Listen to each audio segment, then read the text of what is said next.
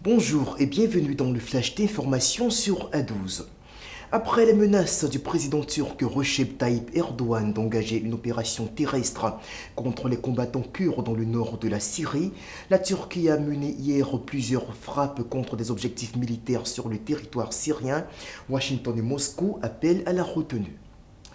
Le principal monastère de l'église orthodoxe à Kiev en Ukraine a fait l'objet d'une opération de perquisition la semaine dernière par les services de sécurité ukrainiens.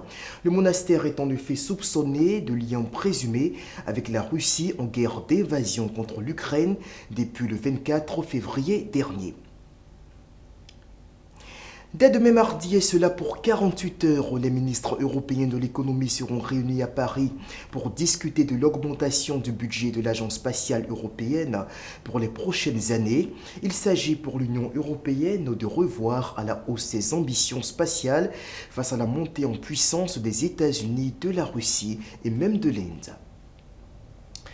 Direction la Tunisie où l'avenir de la langue française semble en péril. Certes, le pays vient d'abriter à Djerba le 18e sommet de la francophonie. Les différents États membres ayant réitéré leur volonté de repositionner la langue française dans l'espace francophone. Pourtant, sur le terrain, le constat est tout autre. Les jeunes affichent un intérêt croissant pour l'anglais, jugé plus opportun pour les débouchés de carrière à l'international. Parlons de sport à présent et naturellement on part au Qatar où se déroule la 22e édition de la Coupe du Monde. Ce fut la très grosse surprise de la journée de ce lundi. L'Arabie Saoudite menée par l'inoxydable sélectionneur français Hervé Renard a créé la surprise en battant l'Argentine 2-1.